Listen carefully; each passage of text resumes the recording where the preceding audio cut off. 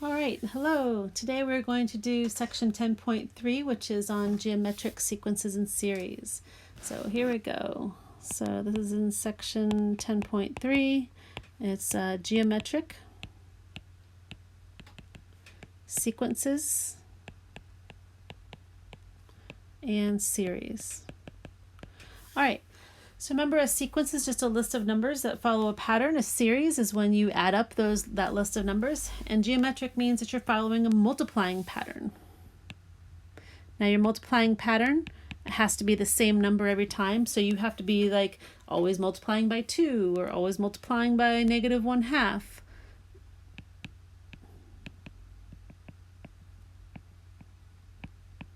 You can't change up what you're multiplying by. It had to be the same thing every single time.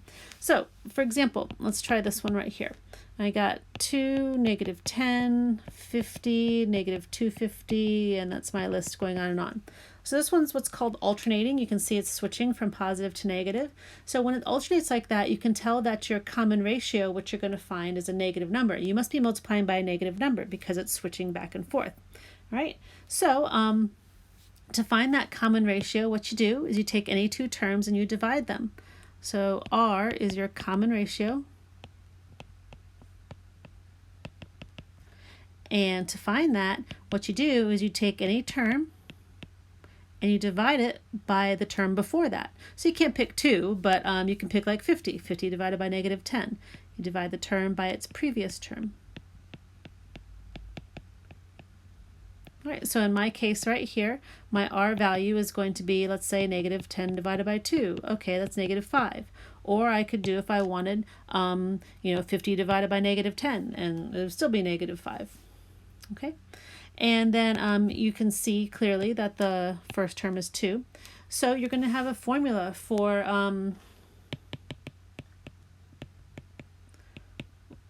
the nth term of a geometric sequence. It goes like this. So an equals a1 parentheses r to the n-1 power. So if I was doing that for this problem over here, I would say the nth term is 2, because that's my first term. My r value is -5, so I like to put parentheses around. I mean, I need it for the negative, but I just like to put them anyway, just in case. And then I put n-1. So if somebody wanted the formula for what was going on here, that would be it right there. Okay. All right, now remember MathSpace, they like to use TN instead of AN, so don't let that confuse you. All right, so going on to the next thing. So let's look at an example here. Let's say I had the numbers 16, then 24, then 36, then 54, and so on. All right, so my R value, my common ratio, I can tell, it's going up and it's staying positive. It's not an adding pattern. So you want to check it out. Let's check out an R value. So let's do like 36 divided by 24 and see. So 36 divided by 24, they both divide by 12, so it's going to be 3/2. And let me check again. Let me do 24 over 16. They both divide by 8. That'd be 3/2 again. So I think I found it, 3/2. So my nth term formula would be 16 parentheses 3/2, or 1.5 to the n-1. All right. Okay, so let's talk about geometric series. All right, a series, remember, is when you want to do the sum of a sequence. All right, so you might see something written like this. It's asking you to do the sum. All right, so you might see a sigma notation. Let's say we have n equals 1 to 4, and I got 6 and then -2 to the n. So let's do this the old-fashioned way here. Let's just figure out the answers. Now also notice here that this is kind of weird, this n right here. It's not n-1 like I told you it was supposed to be. So you cannot trust that 6 is the first term in this problem, because let's see why.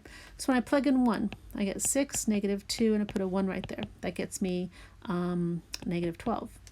So that is the first term, and it's not 6. All right, so then I got 6, -2 to the 2. I got 6, -2 to the 3. I got to go all the way to 4. All right, so I got 24 here, and 18 times 6 is, 8 times 6 is -48.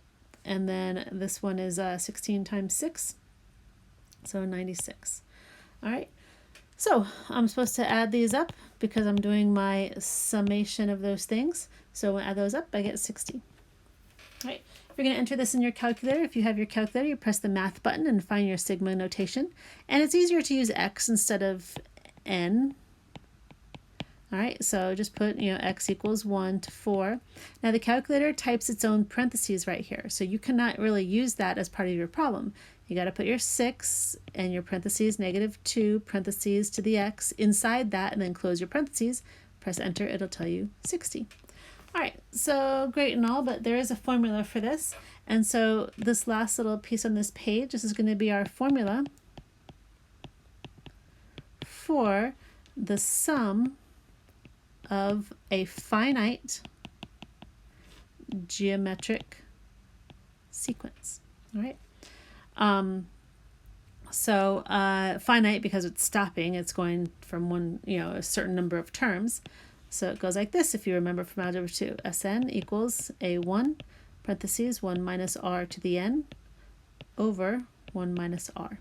So if I was going to do that for this problem here, so let me go ahead and take it down for this problem here. I would do the sum of 4 things, because that's how many things I added up.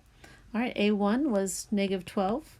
I'd have 1 minus r. My r was -2, so -2 to the 4th power over 1 minus -2. So if I did that here, on the bottom I would have -3. On the top I have -12. That'd be 1 minus 16. So let's see. This cancels out to 4. And the bottom is a +3. So that's -4. Sorry about that. All right, and then keep going. So I have -4 times -15. So guess what? That's 60. And it confirms my answer there. All right, so now we're going to move on and use that formula again. So let's say, for example, we had this problem, the sum of n equals 1 to 20. I have 16, 1/2, and I have to the n minus 1. Okay, all right. So when we do this, obviously it's 20 things. I'm not going to go figure those out myself. I'm going to use my formula. So this setup right here, it is in the correct format for the nth term of geometric series or sequences. So I can use my formula, and I am assured that 16 is the first term and 1/2 is my common ratio. Or you can try plugging in 1 and you will get 16 for the first term. So I'm doing the sum of 20 things. My first term is 16. It's 1 minus. Now I can use 1/2. I'm going to use 0.5 to the nth power. That's 20. On the bottom, I have 1 minus 0.5. Okay. All right. So you would go ahead and put this in your calculator like you see it, or put it in Desmos exactly like you see it here.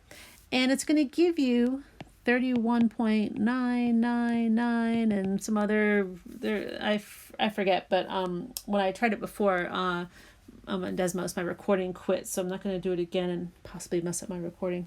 So anyway, when you do that, so we can just basically say that it's approximately 32. Okay. All right. So the last thing we have to go over are infinite series. So when you have an infinite series, that means you are doing the sum to infinity. All right, so you might see it written like I'm going to do in the next example, or you might see it written with like n equals 1 and put an infinity up here. And so in both those cases, you're going to use the formula for sum to infinity is this, a1 over 1 minus r, but you may only use this if the absolute value of r is less than 1. So you cannot use this in a case where your r value is making your problem grow. It has to always be kind of like dwindling it down, like making it smaller. And I'll show you an example of that also. So this means that your r value is between -1 and 1. And also it's not 0, because if your r was 0, then you would just keep getting a bunch of zeros, and I guess you could say it adds up to 0, but why would you bother? All right, so I have the last couple examples right here. Let's say, for example, I want the sum of this series, 100 minus 50 plus 25 minus 12.5 plus, and so on. So I can tell that my first term is 100. My r value, you can take any two terms. So why don't I just take, I don't know, 25 divided by -50. And you can also tell I'm multiplying by -1/2, so that's what that R value is. So my sum to infinity, because what's happening here, as you keep going on and on and on with all your steps right here, what's happening is this thing is kind of bottoming out and the numbers are getting so small they're approaching 0. And so basically towards the end they're not really even affecting your sum by that much. So basically you kind of get cut off and don't matter anymore, so you can kind of stop and get what your sum was going to be, and that's what we have with our formula. So I have 100 over 1 minus -1/2. So that'd be 100 over 3/2. Flip that over, I get 200 over 3 for my sum. All right, let's say we were doing this problem. N equals 1, sum from n equals 1 to infinity. I have 12 and then 2 to the n minus 1. So this one I hope you recognize. It's in the proper format. I have the format there for a geometric sequence. All right, but look at that R value. So if I was going to list out these numbers, the first term is 12, and I'm multiplying by 2, so I get 24, then I get 48, then I get 96, and look at that. If I tried to keep adding this up, it would just go off to infinity. This is called a divergent series. This is divergent. All right, so it just goes off to infinity. It doesn't have a sum. It just sums to forever, all right? And so you can't do it. So there would be no solution to this, or you could say the solution was infinity. All right, so one last problem that we can actually do. So let's say I have n equals 1 to infinity. I got 5, I got 1/3 for my common ratio, and I got n minus 1. So since it is in the proper format, I can trust that my first term is 5, or you can plug in 1 to n and you can tell that it is 5, and then your common ratio is 1/3 sitting right there. So my sum to infinity. So since I'm always multiplying by 1/3, the numbers are getting smaller and smaller and smaller and smaller. So basically becoming like non-existent towards the end, and I can like cap off my sum to what I'm going to get right here. So I got 5 over 1 minus 1/3. So it'd be 5 over 2/3.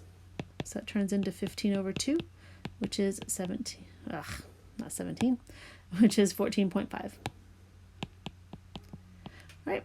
Oh my God, which is not 14.5. It is 7.5. Sorry about that. All right, so that would be your answer to that. And that is it. Talk to you next time. Bye-bye.